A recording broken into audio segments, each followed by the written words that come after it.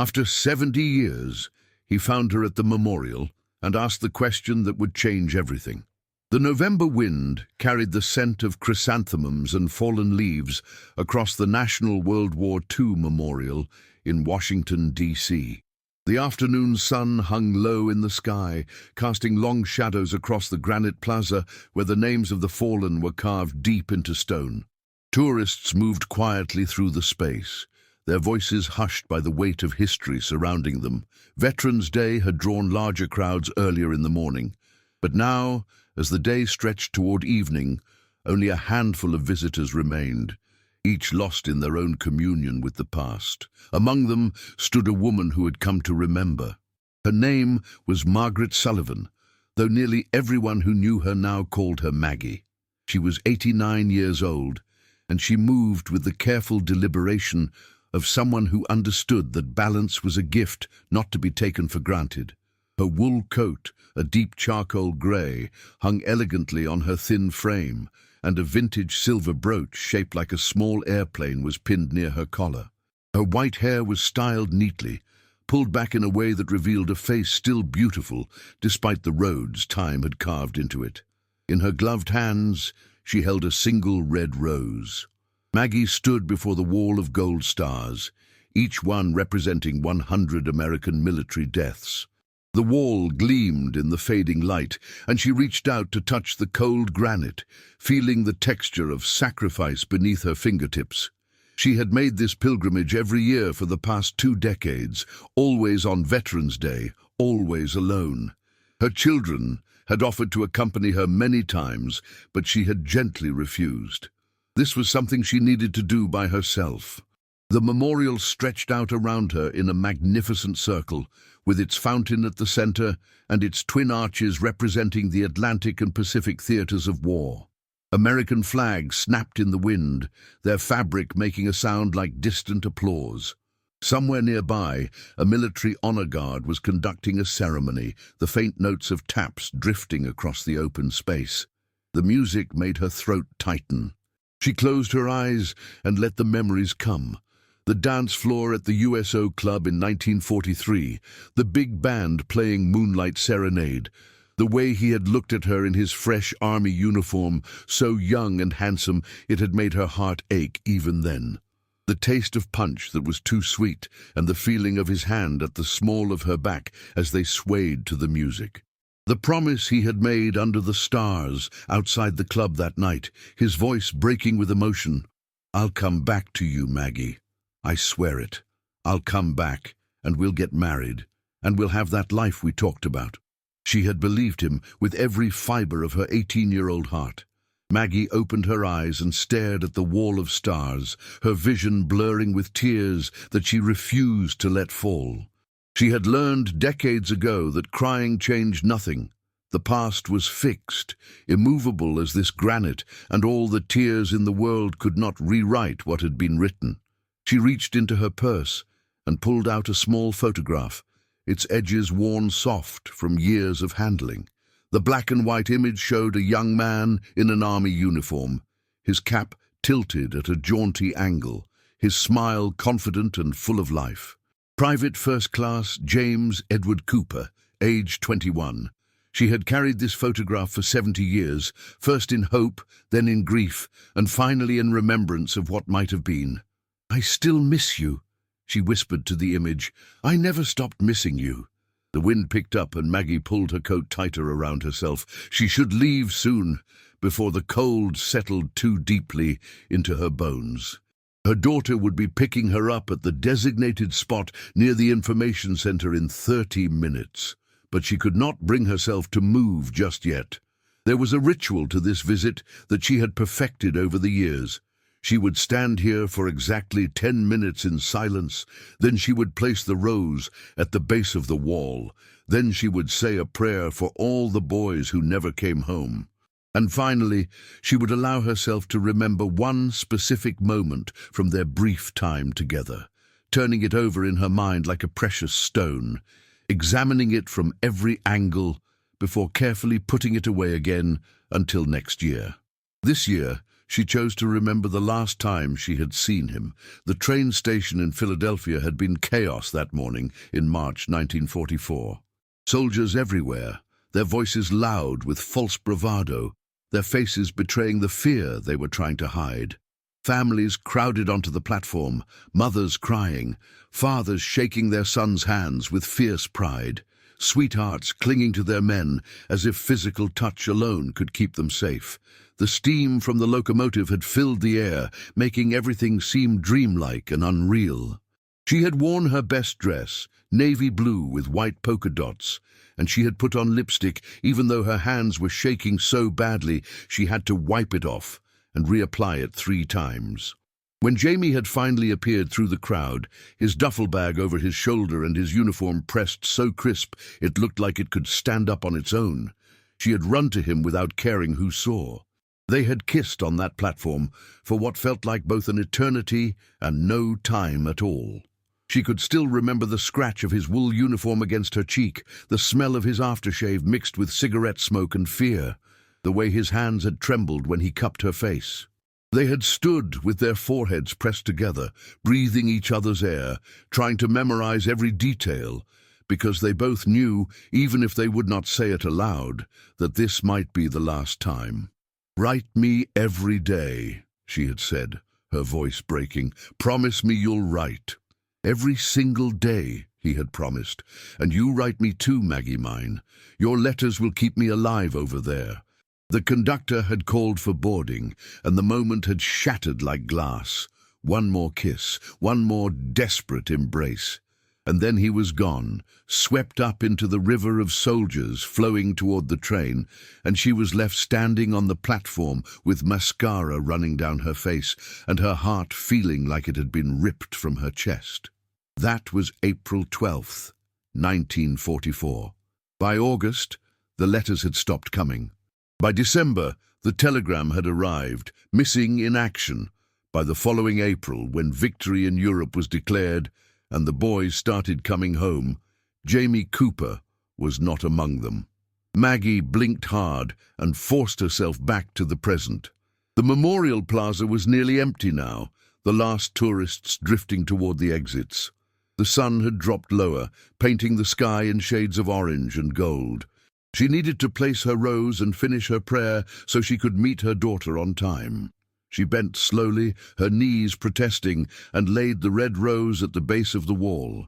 As she straightened, she spoke the same words she spoke every year. For all the boys who never came home, for all the girls who never stopped waiting, for all the love that war stole from the world, may you all find peace.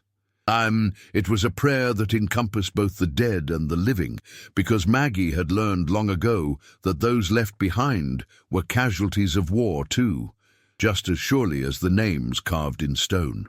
She was reaching for her purse, preparing to leave, when she felt it, that strange sensation of being watched.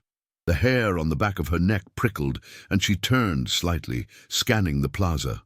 Most of the remaining visitors were near the fountain or the information plaques, but there, about 30 feet away, standing near one of the granite pillars that marked the perimeter, was an elderly man. He was staring directly at her. Maggie felt a flutter of unease. The man was old, probably around her own age, and he leaned heavily on a wooden cane.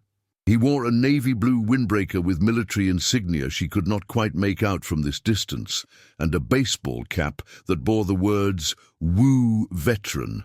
His face was weathered and lined, his white hair visible beneath the cap. But there was something in his posture, in the way he stood, despite the cane, that suggested he had once been a soldier in every sense of the word. He was staring at her with an intensity that made her uncomfortable. She glanced away, hoping he would take the hint, but when she looked back a moment later, he was still watching her, and now he was moving toward her. He walked slowly, each step deliberate, the cane tapping against the granite with a sound that echoed in the quiet space. As he drew closer, Maggie could see his face more clearly. It was deeply lined, the skin thin and spotted with age, but his eyes were sharp and clear. They were fixed on her face with a look that was part wonder, part disbelief, and part something else she could not identify. Recognition, perhaps. But that made no sense. She had never seen this man before in her life, hadn't she? The thought came unbidden and unwelcome. There was something about the way he moved, something about the set of his shoulders, something about the shape of his jaw beneath the weathered skin that tickled at the edges of her memory like a name on the tip of her tongue. But that was ridiculous. She was 89 years old. Her memory played tricks sometimes, showing her faces from the past in the features of strangers. The man stopped, about 5 feet away from her.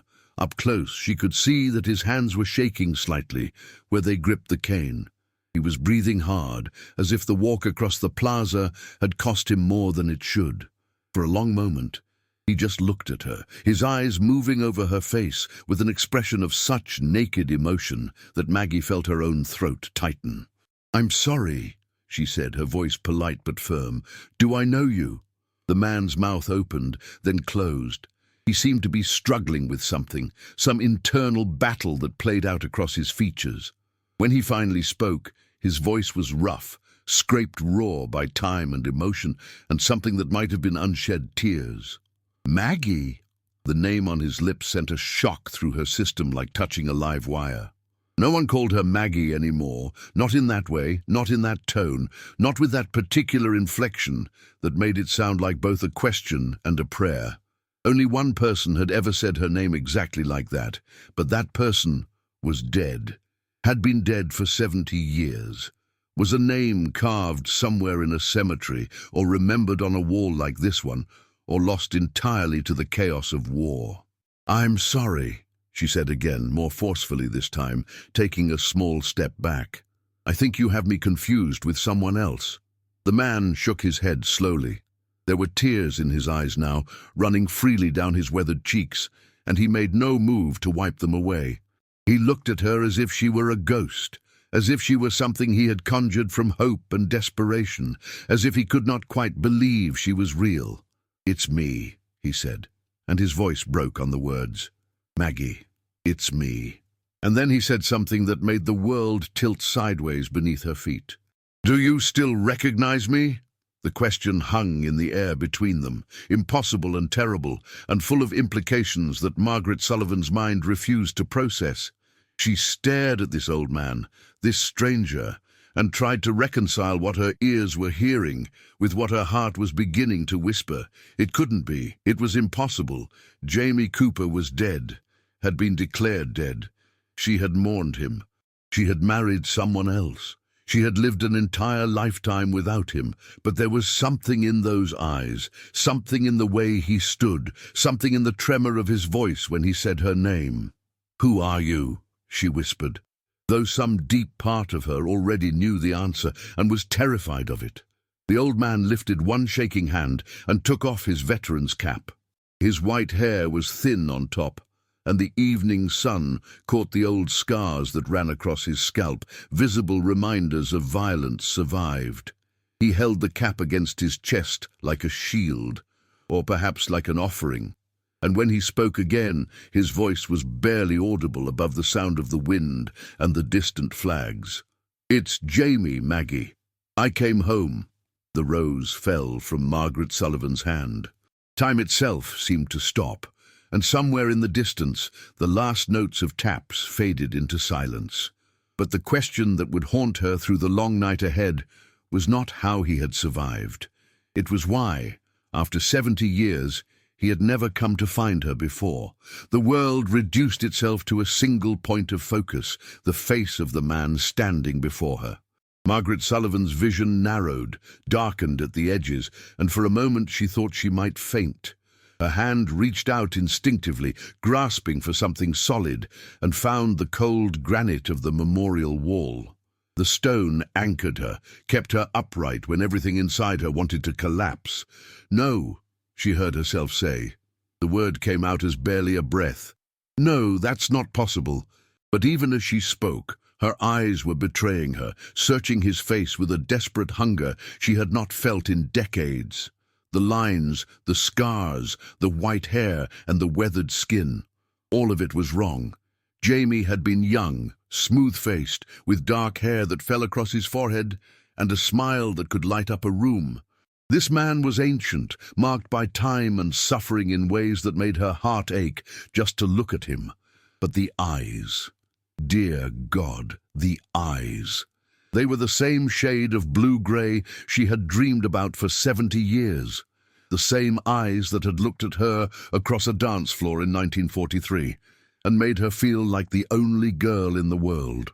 The same eyes that had filled with tears on that train platform when he had kissed her goodbye. "Maggie," he said again, and this time it was definitely a plea. "Please. I know it's been so long. I know I look different. But it's me. It's really me." Her legs were shaking so badly she could barely stand. She pressed harder against the wall, using it to hold herself up. "You're dead," she whispered. "They told me you were dead. The telegram said missing in action," he interrupted gently. "The telegram said missing in action, not killed in action. There's a difference, though I know it probably didn't feel like one back then." The distinction hit her like a physical blow. He was right. The telegram had said MIA, not KIA. Missing, not dead. But as the months had passed with no word, as 1944 became 1945 and the war ended and the boys came home and Jamie did not, missing had transformed into dead in her mind and heart. "What happened to you?" The question came out harsh, almost accusatory. 70 years of grief and acceptance and carefully constructed peace were crumbling around her, and beneath all of it was a rage she had not known she still carried. "Where have you been?" Jamie's face crumpled. "Can we sit?" he asked quietly. "Please, Maggie. This isn't a story I can tell standing up." She wanted to say no, wanted to turn and walk away from this impossible situation, but her curiosity was stronger than her fear, and beneath that, buried deep but still alive, was something else, something that felt dangerously like hope. She nodded stiffly, not trusting her voice. There was a bench nearby, one of several that ringed the Memorial Plaza. They made their way there slowly, two old people moving with the careful precision of those who knew that falls could be catastrophic. They sat down at opposite ends of the bench, a careful distance between them, like strangers forced to share space. For a long moment, neither of them spoke. The silence stretched out, filled only with the sound of wind and distant traffic and the beating of Margaret's heart, which seemed impossibly loud in her own ears. She studied him from the corner of her eye, still not quite able to look at him directly. "I was captured," Jamie finally said, his voice quiet but steady. "August 15th, 1944. We were pushing through France after the breakout from Normandy. My unit got separated during a firefight. I took shrapnel in my head and my leg." He reached up and touched the scars on his scalp. "When I woke up, I was in a German field hospital." Margaret felt her breath catch. She had imagined his death 1,000 different ways over the years. Shot on a beach, blown up in a tank, dying alone in some muddy field. She had never imagined capture. They moved us around constantly. Different camps, always ahead of the Allied advance. The head wound got infected. I don't remember most of late 1944 or early 1945. They tell me I was delirious with fever for months. His hands tightened on the cane. By the time the British liberated our camp in April 1945, I didn't remember my own name. The horror of it settled over Margaret like a shroud. Amnesia for almost 2 years. His voice was flat now, reciting facts to distance himself from the emotion. "They sent me to a military hospital in England first, then Walter Reed in Washington. The doctors said it was the head trauma, the infection, and battle fatigue. These days they'd call it PTSD. I knew I was American. I knew I'd been a soldier, but everything else was just gone." Margaret's throat was so tight she could barely breathe. "When did you remember?" "Bits and pieces came back over time. My name, my hometown, my parents." He paused, and when he continued, his voice was thick with emotion. "You were the last thing I remembered, Maggie. July 1947, 3 years after I'd last seen you. Someone was playing Moonlight Serenade on the piano in the hospital day room, and it hit me like a freight train. Everything, the dance, the train station. Your face, the promise I'd made. She was crying now, silent tears running down her face, but she could not look away from him. Within a few months, I had most of it back. But by then, it was 1948, Maggie. 4 years since I'd left. 4 years since you'd heard from me. I'd been officially declared dead in 1946. How was I supposed to just show up and expect? You should have come anyway. The words burst from her before she could stop them. You should have tried. I did come, Jamie said quietly, and the words stopped her cold. The silence that followed was so complete that Margaret could hear her own heartbeat thundering in her ears. I came back to Philadelphia in November 1948, Jamie continued, his voice barely above a whisper. I went to your house on Spruce Street, but you weren't there anymore. Margaret's hand flew to her mouth. November 1948. She had been... Your neighbor, Mrs. Henderson, recognized me. She looked at me like she was seeing a ghost. I asked about you and she told me... He paused, his voice breaking. She told me you'd gotten married that April. To Robert Sullivan. She gave me your new address in Chestnut Hill. The world tilted again. Margaret gripped the edge of the bench, her knuckles white. She had married Robert in April 1948. A quiet wedding, because she'd still been mourning Jamie, even though everyone told her it was time to move on. I stood outside your new house for 2 hours, Jamie said. I could see lights on inside. I kept thinking I should knock, but then you came outside to get something from your car, and you weren't alone. You had a baby in your arms, a few months old, and your husband came out behind you, put his arm around your shoulders, kissed your head. You were smiling, Maggie. You looked happy. Margaret was sobbing now, great gasping sobs that shook her entire body. Her daughter Catherine, born September 1948, 2 months old that November. I couldn't do it, Jamie whispered. I couldn't knock on that door and destroy what you'd built. You'd mourned me. You'd moved on. You had a husband who loved you and a baby who needed you. What right did I have to walk back into your life and tear it all apart? You should have let me decide. Margaret's voice was fierce despite the tears. It was my life, Jamie, my choice. I know.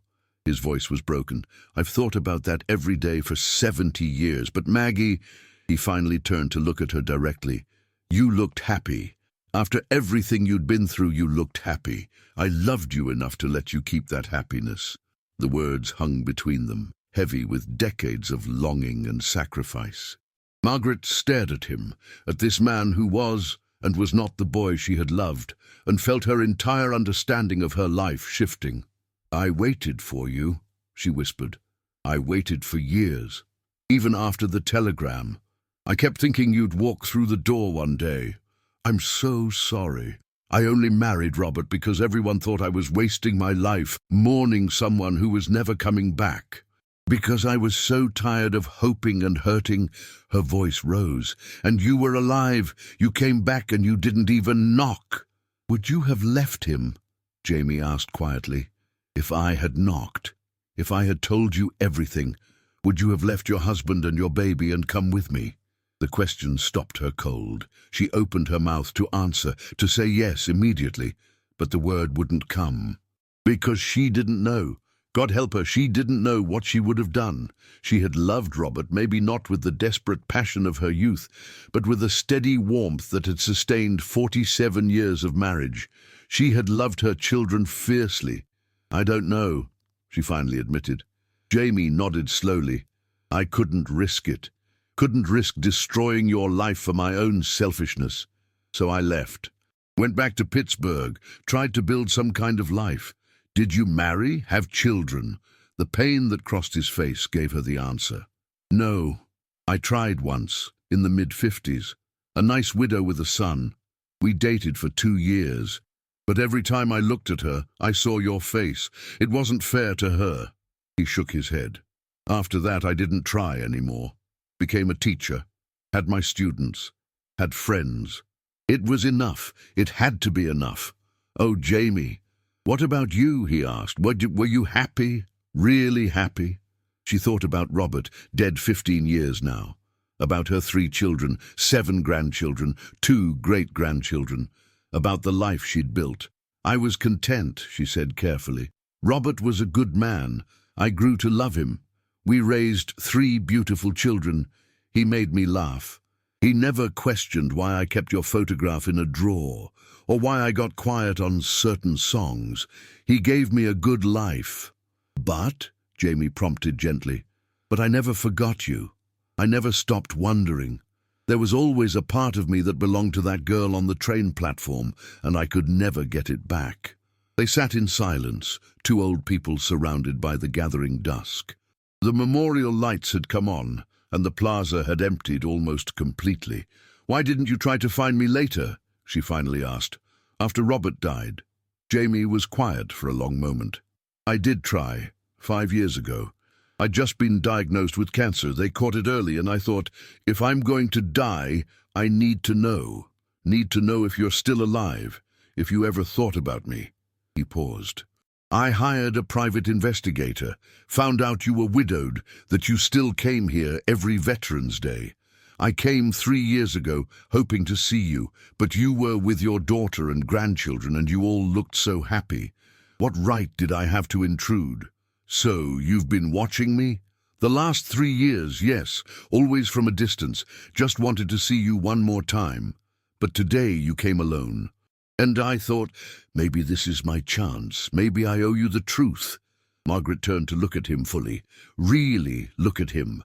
And beneath the wrinkles and the white hair, she saw him, saw the boy she had loved, saw the man he'd become, saw the sacrifices he'd made. "You're a fool, Jamie Cooper," she said, her voice shaking. "I know. You should have knocked on that door in 1948. I know. You stole 70 years from us." Jamie nodded, tears streaming down his face. "I know, and I'd give anything to have them back. But I can't. All I can do is give you the truth now, and hope it's not too late for you to forgive me." Margaret felt something break open inside her chest, something she'd kept locked away for 7 decades. She thought about that girl on the train platform, about the woman who'd mourned and moved on, about the widow who'd come to this memorial every year talking to a ghost. And she thought about the fact that he wasn't dead, that he was sitting right here beside her, that after 70 years, she finally had her answer. "What do we do now?" she whispered. Jamie turned to her. "I don't know. I just needed you to know I came back. That I kept my promise even if it was too late. That I never forgot you, Maggie, not for a single day in 70 years. The words hung in the cooling air between them, and Margaret felt her carefully constructed peace crumbling completely. The November wind had grown colder, carrying with it the promise of the first frost. Margaret pulled her coat tighter around herself, but the chill she felt had nothing to do with the weather. It came from somewhere deeper, from a place inside her that had been frozen for 70 years and was now impossibly beginning to thaw. "Tell me everything," she said. Her voice steadied despite the tears still wet on her cheeks. "I need to know it all, Jamie. Every detail, every reason you stayed away." Jamie nodded slowly, as if he had been expecting this demand. He shifted on the bench, grimacing slightly as his old bones protested. The wooden cane rested against his knee, and Margaret noticed for the first time the unit insignia carved into its handle. 1st Infantry Division. The big red one. "After they captured me," Jamie began, his voice taking on the distant quality of someone reaching back through decades. "I spent 3 days in a German field hospital before they moved us to a holding camp. The head wound was bad. Everything was confusion and pain. I remember thinking that I needed to stay conscious, needed to remember your face, because if I let go, I might never come back." Margaret's hands clenched in her lap. She could picture him young and bleeding and terrified. "They operated on me in the camp. A German doctor who looked about 16, working by lamplight. He saved my life, I think. Got most of the shrapnel out." Jamie touched the scars on his scalp again. "The infection came later. By September, I was burning up with fever. They had almost no medicine. I survived because a Polish prisoner named Stefan gave me half his rations, and kept me drinking water even when I was too delirious to know my own name. What happened to him? Margaret asked quietly. A ghost of a smile crossed Jamie's face. He made it. We wrote letters for 40 years until he died in 1985. Became a professor in Krakow. Had 6 grandchildren. He used to joke that I owed him half my life, so he expected regular updates on what I was doing with it. The mention of letters hit Margaret like a physical blow. Did you tell him about me? Yes. He was the only person who knew the whole truth. He told me I was a fool for not knocking on your door, said you had a right to know. He was probably right. He was definitely right, Margaret said, but there was less anger in her voice now. By the time they liberated us in April 1945, I'd lost almost 50 pounds. I couldn't walk without help, and my memory was just fragments, images without context. His hands tightened on the cane. They sent me to England first, to a hospital in Southampton. American doctors, real beds, actual food. I started to gain weight back, started to walk again, but the memories wouldn't come. The doctors said it might be permanent. Margaret closed her eyes, trying to imagine it. The cruelty of it was almost unbearable. He had survived everything, only to lose the very memories that might have sustained him. When did they send you back to the States? June 1945, right after VE Day. I remember standing on the deck as we pulled into New York Harbor, seeing the Statue of Liberty, and feeling absolutely nothing. Everyone around me was crying and cheering, and I just stood there empty. I didn't know where home was. Didn't know if anyone was waiting for me at all. Your parents must have been so relieved. Jamie nodded. They were. My mother cried for 3 days straight. My father looked 10 years older, but I didn't recognize them, Maggie.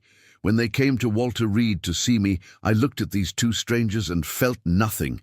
My mother kept saying, "It's me, Jamie, it's Mom." And I knew intellectually that she must be telling the truth, but I couldn't feel it. That must have been agony for them. It was worse for me. Imagine waking up every day, knowing that you've lost something precious, something essential, and having no idea what it is or how to get it back. People would show me photographs, and it was like they were talking about a stranger. Margaret reached out without thinking and placed her hand over his. The touch startled them both. His skin was thin and cool, marked with age spots. But beneath that, she could still feel him, could still sense the connection that had bound them together when they were young. Jamie looked down at their joined hands, and fresh tears spilled down his cheeks. The doctors tried everything, he continued. Hypnosis, talking therapy. They showed me letters I'd written during the war, dozens I'd sent home to my parents, and I read them like they'd been written by someone else. Nothing worked, and all the while, there was this ache inside me, this sense that I was missing something vital. Someone vital, but I couldn't grasp it. Until the music, Margaret prompted gently. Until the music. Jamie nodded. July 1947, 2 years after I came home. I was at Walter Reed for a follow-up appointment, and I was walking past the recreation room when I heard it. Someone was playing Moonlight Serenade on the piano. Not particularly well, lots of mistakes, but the melody was clear enough. And suddenly, I wasn't in that hospital anymore. He paused, lost in the memory, and Margaret waited. Around them, the memorial had grown almost completely dark. A security guard making his rounds gave them a respectful nod and continued on. I was back at the USO Club, Jamie finally continued. December 1943. I could see the Christmas decorations, smell the cigarette smoke and cheap perfume. And then I saw you. His voice broke. You were wearing a green dress with white trim. Your hair was pinned up with little pearl clips. You were laughing at something your friend Betty had said, and when I walked up and asked you to dance, you looked at me like I was the only man in the room. Margaret was crying again, but this time the tears felt different, like some part of her that had been waiting 70 years was finally being acknowledged. I remembered everything in that moment, your name, your address, The way you wrinkled your nose when you laughed, the taste of your lipstick, the train station, the promise I made. All of it came rushing back like a dam breaking, and I collapsed right there in the hallway. They thought I was having a heart attack, but I couldn't explain what was happening. All I could do was say your name over and over again. Maggie, Maggie, Maggie. I was married by then, Margaret whispered. I know. It took me a few months to fully recover from that initial breakthrough. More memories kept coming back. By early 1948, I was mostly myself again. They discharged me from Walter Reed that spring. So I went home to Pittsburgh, stayed with my parents while I figured out what to do next. And all I could think about was you. Jamie shifted on the bench, pulling something from his jacket pocket. It was a small envelope, yellowed with age and worn soft at the edges. He held it out to her with shaking hands. I wrote this in May 1948, he said quietly. I wrote it and rewrote it a dozen times. I was going to send it to your parents' house, but then I thought, what if you never got it? What if it caused you pain for no reason? So I never sent it. But I kept it. I've kept it for 70 years. Margaret took the envelope with trembling hands. The paper was brittle, threatening to crumble at her touch. Her name was written on the front in handwriting she recognized instantly, Jamie's careful, precise script. May I? She asked. It's yours. It was always meant to be yours. She opened it carefully. Inside was a single sheet of paper, covered front and back with that familiar handwriting. The date at the top said May 15th, 1948, 1 month after her wedding to Robert. She began to read. My dearest Maggie, I don't know if you'll ever read this. I don't know if I'll ever have the courage to send it, but I need to write it anyway, need to put these words somewhere outside my own head, because carrying them alone is becoming impossible. I'm alive. I know that sentence is probably shocking to read, maybe even cruel, but it's true. I survived everything except the ability to remember you. For almost 3 years, I didn't know your name, didn't know your face. And by the time I remembered, by the time your face came back to me along with every promise I'd made, it was too late. I came to find you, Maggie. I swear I did. But you weren't there anymore. You'd moved on, built a new life, and God help me, I'm glad you did, because at least one of us deserves to be happy. I want you to know that I kept my promise. I came back. It just took me longer than either of us ever imagined. And when I finally made it home, home had moved on without me. That's not your fault. That's just war and time and the way life keeps moving forward. I don't blame you for marrying someone else. I hope he's good to you. I hope he makes you laugh and holds you when you cry and gives you all the things I promised but couldn't deliver. I hope you're happy, Maggie. I hope you're so happy that you rarely think of me. But I also want you to know that I will never forget you. For the rest of my life, I will remember dancing with you at the USO Club. I will remember the train station, the way you tried to be brave.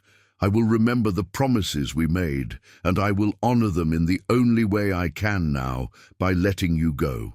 You were my first love and my last love, and the only love that ever mattered. And if I never see you again in this life, I'll spend eternity grateful that I got to love you at all. Be happy, Maggie mine. That's all I want for you. Yours always, Jamie. Margaret's hands were shaking so badly she nearly dropped the letter. The words blurred through her tears, but she could feel their weight, their truth, the love that had survived 3 years of amnesia and 70 years of separation. You've had this the whole time, she whispered. You wrote this 70 years ago and you've carried it with you all this time. I couldn't let it go, Jamie said simply. It was the only piece of you I had left. Margaret looked at him, really looked at him, and suddenly she could see it all. The young soldier who'd made a promise he couldn't keep. The broken man struggling to remember his own name. The heartbroken ghost standing outside her house. The lonely teacher who'd never married because he couldn't stop loving someone he'd lost. The old man who'd watched her at this memorial for 3 years, too afraid to intrude but unable to stay away. and she could see the terrible, beautiful truth at the center of it all. He had loved her. Through everything, through 70 years of loneliness and regret, he had loved her. "I'm so angry at you," she said, and her voice was fierce. "I'm angry that you didn't knock on my door. I'm angry that you made decisions about my life without asking me. I'm angry that you stole 70 years from us." Jamie nodded, accepting her anger like a penance. "But I also understand why you did it," Margaret continued, her voice softening. "And I don't know if that makes it better or worse, because you're right. I don't know what I would have done if you'd knocked on that door in November 1948. I was 2 months married with a new baby and a husband who loved me, and you were a ghost come back to life." "You would have chosen Robert," Jamie said quietly, "and you would have been right to do it. Maybe, or maybe I would have chosen you, and we both would have spent the rest of our lives wondering if we'd made the right choice, if we'd hurt too many people for our own happiness." She shook her head. "There's no good answer, Jamie. There never was. The war took that away from us." They sat in silence, holding the truth between them like something fragile and dangerous. The night had settled completely now, and the memorial lights cast long shadows across their faces. "What do we do with this?" Margaret finally asked, holding up the letter. "What do we do with the truth, now that we finally have it?" Jamie turned to her. "I think we honor it. We honor what we had and what we lost. We honor the choices we made, even if they weren't the choices we wanted to make. And we give ourselves permission to grieve for what might have been, while also being grateful for what was." Margaret nodded, feeling something shift inside her chest. It wasn't quite forgiveness, not yet, and it wasn't quite peace, but it was something, a beginning perhaps, or an ending, or maybe both at once. "I have to go," she said, glancing at her watch. "My daughter will be worried." "I know." Jamie didn't move, didn't try to stop her. "Thank you for listening. Thank you for not walking away." Margaret stood slowly, her body protesting after sitting in the cold for so long. She looked down at this man who had been her first love, her greatest loss, her longest grief, and she felt something she hadn't expected to feel. Gratitude. Chapter 4. The Lives They Lived Without Each Other. Margaret did not sleep that night. She sat in the armchair by her bedroom window, still wearing her coat, the yellowed letter clutched in her hands like a sacred text.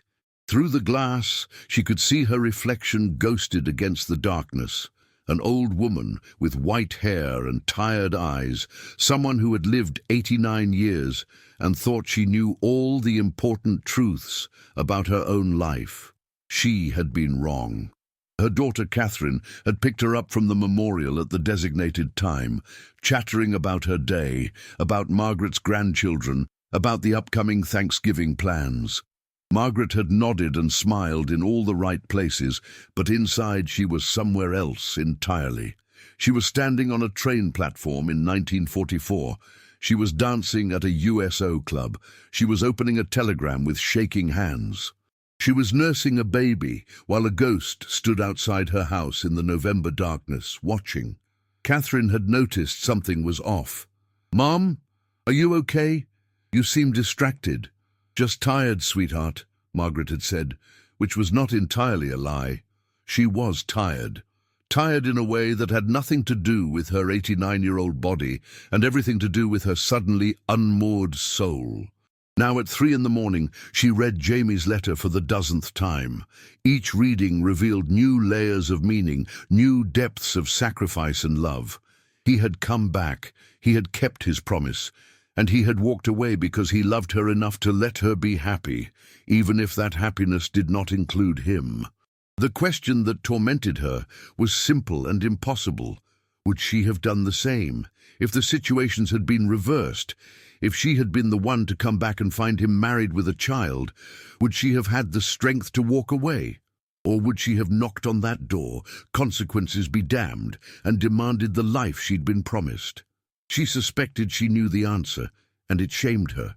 Margaret set the letter down carefully on the side table and reached for the drawer of her nightstand. Inside, buried beneath old birthday cards and reading glasses and bottles of medication, was a small wooden box. She had not opened it in years, but her hands remembered the weight of it, the texture of the carved lid. Inside the box was her own collection of relics from a life half-lived. The photograph of Jamie in his uniform, the one she'd been holding at the memorial, a dried corsage from the last dance they'd attended together, its white flowers turned brown and brittle with age. A ticket stub from a movie they'd seen, some war picture she couldn't even remember now. And letters. 3 letters Jamie had sent her from training camp before he'd shipped overseas, written in that careful handwriting she'd memorized 70 years ago. She pulled out one of the letters at random and unfolded it. The paper crackled with age, threatening to tear. The date at the top said January 10th, 1944. My darling Maggie, training is tough, but I'm toughing it out, thinking of you every minute. The sergeant says we'll be shipping out soon, maybe February. I can't tell you where. They're real strict about that, but I promise I'll write every chance I get. I miss you something fierce. Miss the way you laugh at my terrible jokes. Miss holding your hand during the picture shows. Miss everything about you, really. The guys here all have photos of their girls, and I show them yours and tell them you're the prettiest girl in Philadelphia. They don't believe me until I show them, and then they all agree I'm the luckiest guy in the outfit. When I get back, first thing we're going to do is get married. I don't care if we have to stand in line at City Hall for 6 hours. I don't care if we can't afford a fancy wedding. I just want to make you my wife and start that life we've been dreaming about. The house with the big porch, the Sunday dinners, all of it. Stay strong for me, sweetheart. I'm coming home to you. That's a promise. All my love, your Jamie. Margaret's vision blurred. This letter had arrived in mid-January 1944. By April, he was gone. By August, he was missing. By December, she had stopped hoping. And by April 1948, she had married another man. She put the letter back in the box with trembling hands and closed the lid. For 70 years, she had carried these artifacts as proof that her love for Jamie had been real, that the loss she felt was justified. But now they felt different. Now they felt like evidence of a tragedy that might have been avoided, if only someone had made different choices. If only the letters had reached him. If only she had waited longer. If only he had knocked on her door. If only the 2 most painful words in any language. A soft knock on her bedroom door startled her from her thoughts. Catherine's voice came through, concerned. "Mom, I saw your light on. Are you okay?" Margaret quickly wiped her eyes and tried to compose herself. "I'm fine, dear. Just having trouble sleeping." The door opened and Catherine entered, wrapped in a bathrobe, her greying hair loose around her shoulders. At 61, she looked so much like Margaret had at that age, the same strong jawline, the same intelligent eyes. She was named after Margaret's mother, but everyone said she had inherited Margaret's stubbornness and Robert's gentle heart. "You've been crying," Catherine said, crossing to the chair and kneeling beside it. "Mum, what's wrong? Did something happen at the memorial today?" Margaret looked at her daughter, her firstborn, the baby she'd been holding that November night in 1948, when Jamie stood outside in the darkness, and felt a wave of emotion so complex she could barely name it. Love and gratitude and guilt and grief all tangled together. "I saw someone today," she said quietly. "Someone I knew a very long time ago." Catherine's brow furrowed. "Who?" "Jamie Cooper."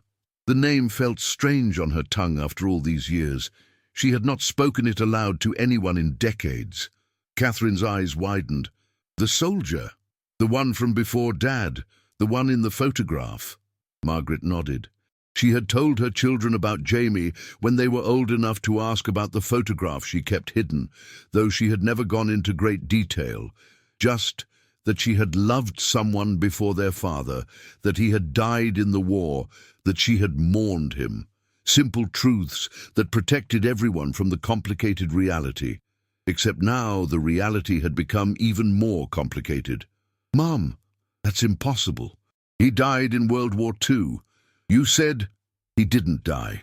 Margaret's voice was steady now, anchored by the need to finally tell someone, to share this burden that was becoming too heavy to carry alone. He was captured. He had amnesia from a head wound. By the time he recovered and came looking for me, I had married your father. He saw us, saw me with you, and he walked away. He's been alive this whole time, Catherine. For 70 years. The silence that followed was profound.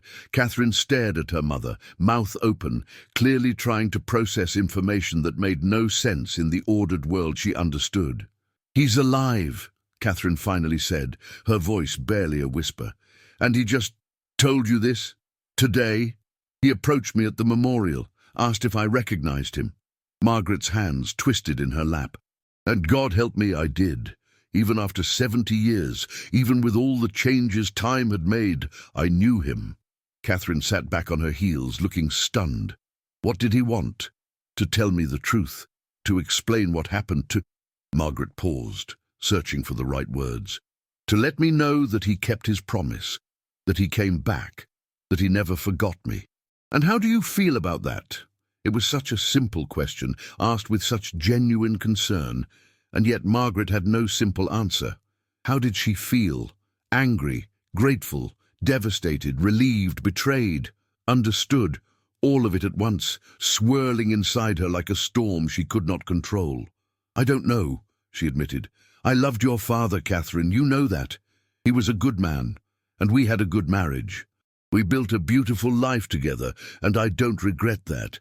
But I also loved Jamie, first, differently, and I never really stopped." The confession hung in the air between them. "There was always a part of me that belonged to him, even after he was gone, even after I married Robert, even after all these years." Catherine reached out and took her mother's hand. "Did Dad know? He knew I had loved someone before him. He knew that Jamie's death had changed me, but he never pushed for details, never made me feel guilty for carrying that grief. He just accepted it as part of who I was." Margaret squeezed her daughter's hand. "Your father was secure enough in his own worth not to compete with a ghost." "Except he wasn't a ghost." "No," Margaret agreed quietly. "He wasn't." They sat together in silence for a long moment, mother and daughter, connected by blood and love, and the sudden revelation that their family's history was not what they had always believed it to be. "What are you going to do?" Catherine finally asked. "I don't know. He gave me his phone number, said I could call if I wanted to talk more, or if I wanted to just have coffee sometime. Catch up on 70 years. The absurdity of the phrase hit her, and she almost laughed. Catch up, as if we're old classmates who lost touch after graduation. "Do you want to see him again?" Margaret looked out the window at the darkness beyond. Did she want to see him again? The question should have been simple, but it was tangled up with so many other questions. Would seeing him again dishonor Robert's memory? Would it open wounds that had finally scarred over? Would it change how she understood her own life, her own choices, her own heart? Or would it give her something she had been missing for 70 years? The chance to truly say goodbye to the boy she had loved and to understand the man he had become. "I think I do," she said slowly. "I think I need to. Not because I want to change anything, or because I have regrets about the life I lived, but because..." She paused, searching for the right words. "Because we both deserve to know each other's stories. We both lived entire lifetimes in the shadow of what we lost, and maybe, before it's too late, we can give each other the gift of knowing that those lifetimes meant something, that neither of us was just frozen in the past." Catherine nodded, understanding flickering in her eyes. "Tell me about him, about who he was back then." And so Margaret did. Sitting in her chair at 3 a.m, with her daughter cross-legged on the floor beside her like a child listening to a bedtime story, she told the truth she had kept locked away for 70 years. She told Catherine about the boy with the easy smile who had asked her to dance at a USO club, about the promises made on a train platform, about the letters that had stopped coming, about the grief that had nearly broken her, about the choice to marry Robert, and the life they had built together, and the ghost that had always lived in the corners of her heart. And she told Catherine about yesterday, about the old man at the memorial, about the question he had asked, about the letter he had carried for 70 years, about the truth that had finally been spoken after so much silence.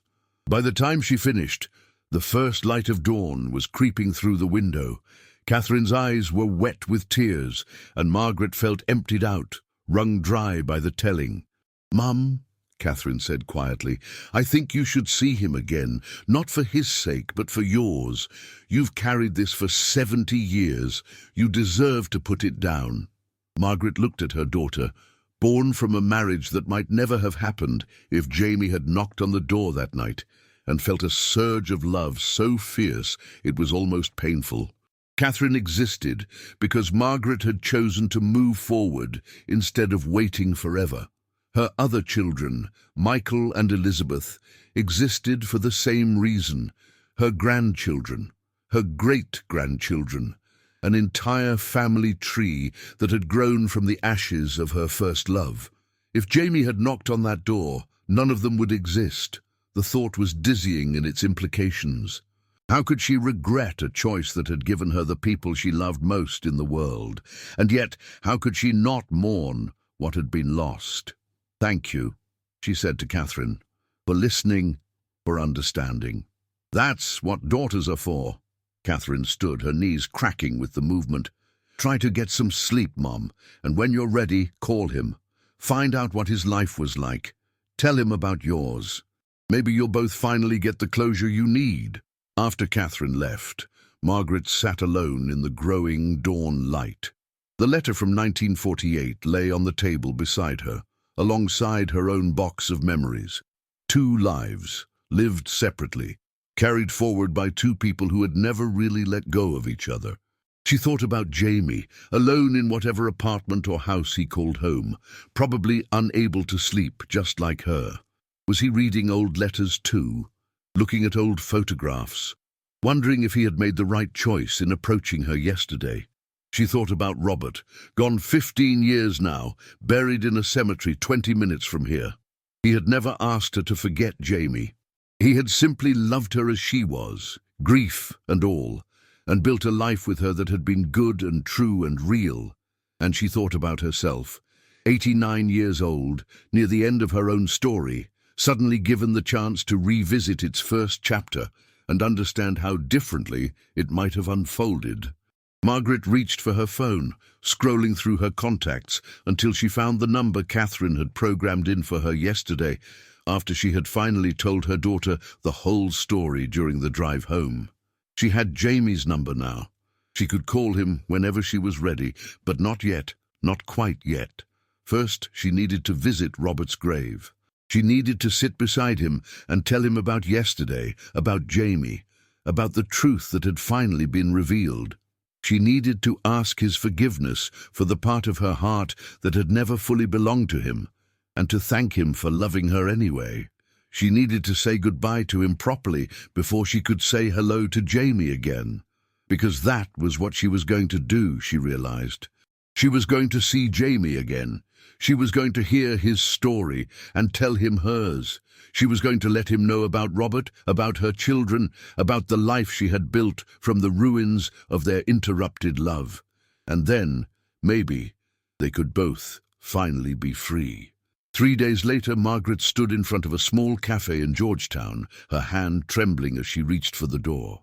Catherine had driven her into the city and was waiting in the car nearby, ready to pick her up whenever she called. The November sun was bright, but offered little warmth, and Margaret pulled her coat tighter, took a deep breath, and stepped inside. Jamie was already there, seated at a corner table by the window. He stood when he saw her slowly, using his cane for balance, and the expression on his face was one of such pure relief and gratitude that Margaret felt her throat tighten. "You came," he said simply. "I almost didn't." She made her way to the table, settling into the chair across from him. "I've started and stopped this conversation in my head 100 times over the last 3 days." "Me too." Jamie sat back down, his hands wrapped around a coffee cup as if seeking its warmth. I wasn't sure you'd want to see me again. Wouldn't have blamed you if you didn't." They sat in awkward silence for a moment, two old people who had once known each other intimately and now were strangers separated by 7 decades of living. A waitress approached, and Margaret ordered tea. Small talk felt impossible, yet diving into the deep waters felt terrifying. "I went to see my husband's grave," Margaret finally said, "before I called you. I needed to tell him about you, about what happened." Jamie's eyes widened slightly. "What did you tell him?" "The truth. That I loved him, that our marriage was real and good, but that part of my heart never fully healed from losing you. That I'm sorry for that, but also grateful that he loved me anyway." She paused. "And that I needed to see you again, not to change anything, but to understand, to finally let go of the questions I've been carrying all these years." "What did you want to know?" Margaret studied his face, the lines etched by time, the scars from old wounds, the eyes that still held traces of the boy she had loved. "Everything. I want to know what your life was like, who you became, whether you were happy, whether it was worth it, the sacrifice you made." Jamie took a long sip of his coffee, gathering his thoughts. When he spoke, his voice was quiet but steady. "After I saw you that night in 1948, I went back to Pittsburgh. Stayed with my parents for a few months, trying to figure out what to do with a life I hadn't expected to still be living. I enrolled at the university on the GI Bill, studied history, figured if I couldn't make sense of my own story, maybe I could understand other people's. Did it help? Some. Kept my mind busy, at least. I graduated in 1952, got a teaching job at a high school in Pittsburgh. Taught American history and civics for 35 years. The kids kept me going, gave me purpose when I didn't know what else to do with myself." Margaret could picture it. Jamie in front of a classroom, bringing history to life for teenagers who had no memory of the war that had shaped him. "Did you ever tell them, your students, about what happened to you?" "The older ones sometimes, when we covered World War II. I'd tell them about being captured, about the amnesia. Never told them about you, though. That part was too private, too painful." He set down his coffee cup. "But I tried to teach them that history isn't just dates and battles. It's people. It's love stories that get interrupted. It's promises that can't be kept. It's all the small tragedies that add up to the big ones." "That's beautiful," Margaret said softly. "I had a good life, Maggie. Different than the one we planned, but good. I had friends. Stefan and I wrote letters until he died. He was my best friend, really, even though we lived an ocean apart. I traveled some in the summers, saw places we used to talk about visiting together, Italy, Paris, England." He smiled sadly. "I kept thinking I'd run into you somewhere, in some museum or cafe. Kept hoping fate would give us another chance. Stupid, I know. Not stupid. I did the same thing. For years, every time I saw a man who looked about the right age, about the right height, I'd wonder if it was you, if somehow you'd survived and we'd find each other again." She shook her head. "The universe has a cruel sense of humor, doesn't it? All those years hoping, and we were probably never more than a few hours' drive apart." "Tell me about your life," Jamie said. "Please, I need to know that you were happy, that letting you go wasn't for nothing." Margaret took a sip of her tea, organizing her thoughts. "Robert was a good man, patient, kind.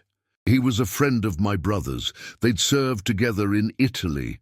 He'd seen enough of war to understand why I couldn't talk about certain things, why I got quiet when certain songs played. He never pushed, just waited for me to be ready." "Did you love him?"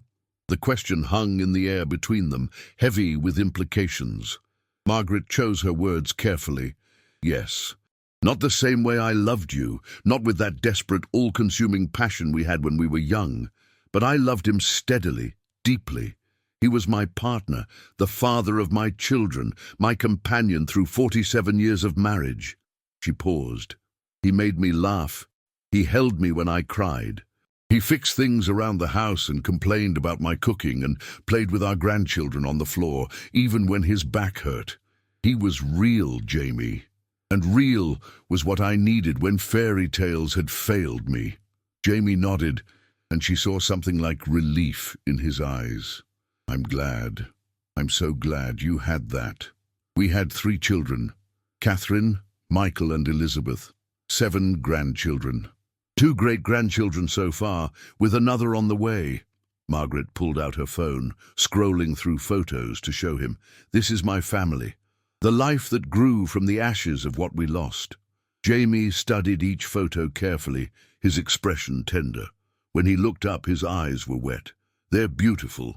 You made a beautiful family. Thank you. Margaret put her phone away. But I won't lie to you, Jamie. There were nights I'd lie next to Robert and wonder where you were. Wonder if you'd married, if you had children, if you ever thought about me. There were moments, at my children's weddings, at the births of my grandchildren, when I'd feel this ache, wishing you could be there to see them, wishing I could share them with you. I thought about you every day, Jamie said quietly, every single day for 70 years. I'd see something, a young couple holding hands, a woman laughing, an old song on the radio, and I'd think, I wonder if Maggie saw this. I wonder if it made her smile. You were the ghost I carried, Maggie. The might-have-been that haunted every moment. That's no way to live. Maybe not, but it was the only way I knew how. He reached across the table, his hand trembling, and Margaret took it. Their fingers intertwined, old, weathered, marked by age and arthritis and liver spots, but beneath all that, still them. I don't regret it, though. Not the choice I made. Because knowing you were happy, even from a distance, even without me, that was enough. That had to be enough. They sat like that for a long moment, hands clasped across the table.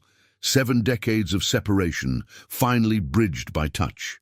Around them, the cafe bustled with life. Young people on laptops, business people grabbing coffee, tourists consulting maps. The world moved on, indifferent to the quiet miracle happening in the corner. What do we do now? Margaret finally asked, echoing the question from the memorial. We can't get back what we lost, can't rewrite the past. So what do we do with this moment?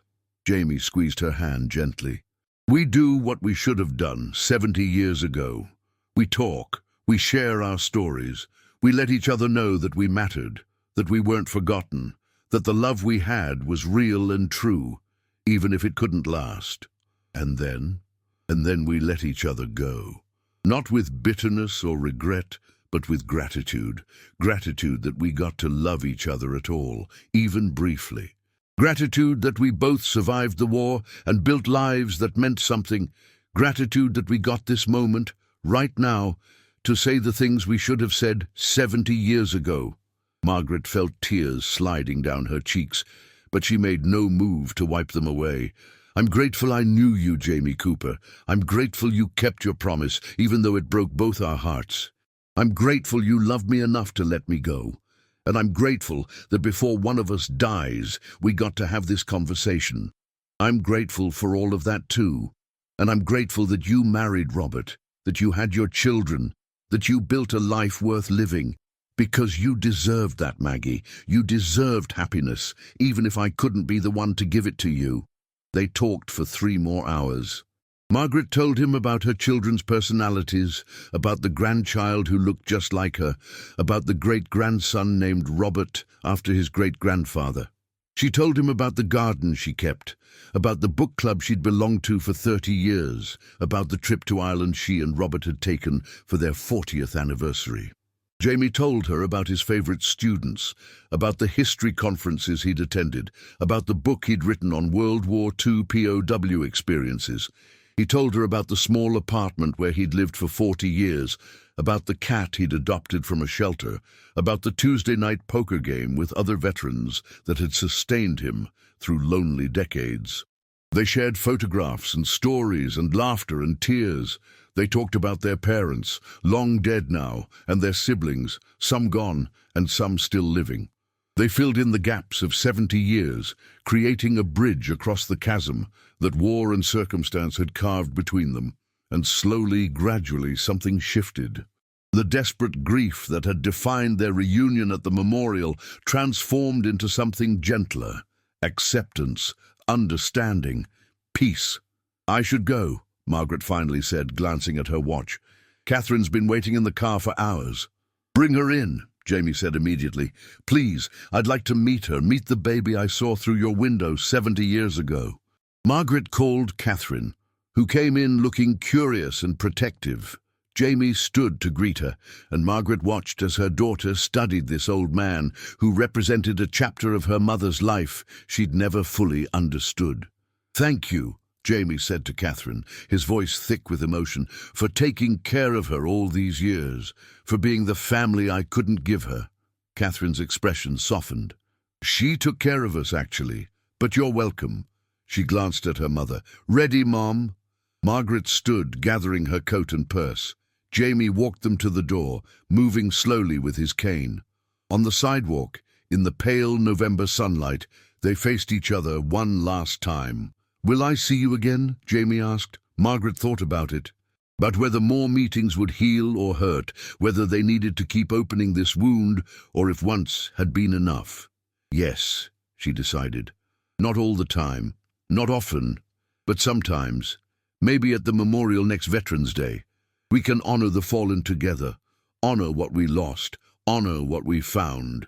Jamie smiled, and for just a moment she could see the boy he'd been. "I'd like that."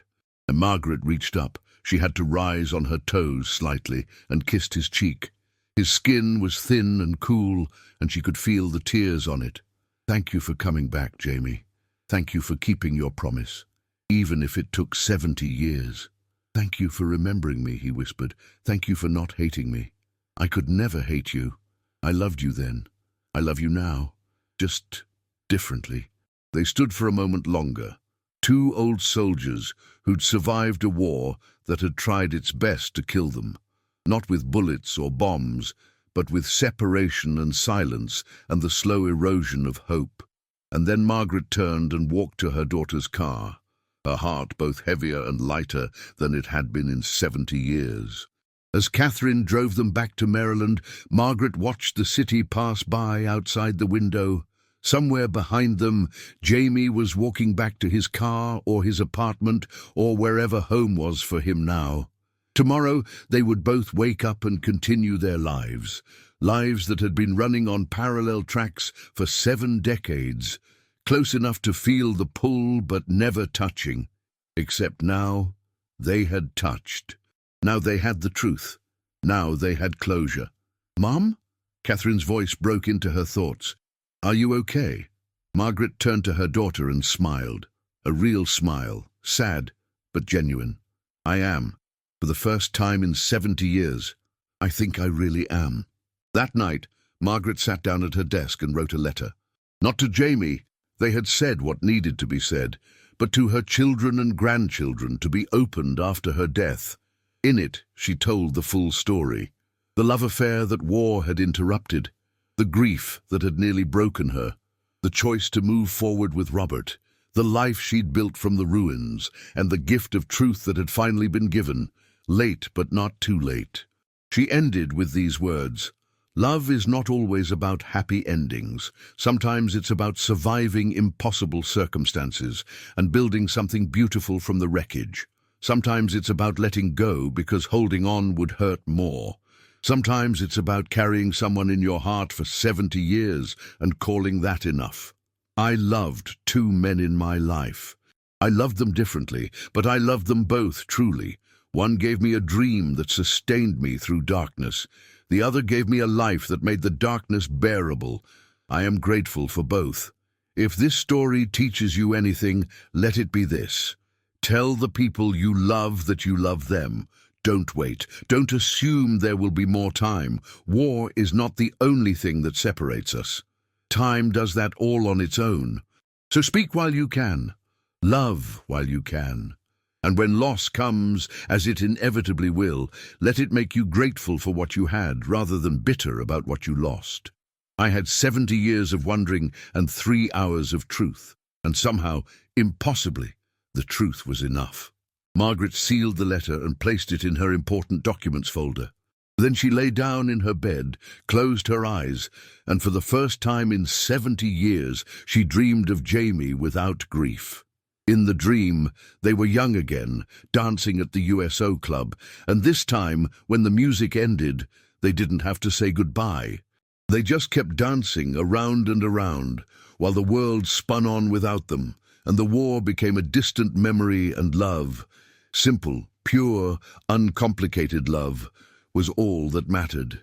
It was only a dream, but for Margaret Sullivan, on a November night in the twilight of her life, it was enough.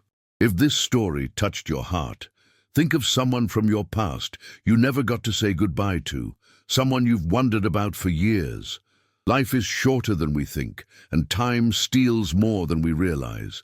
Leave a comment sharing a memory of a lost connection, and subscribe for more stories that honor the loves that time cannot erase.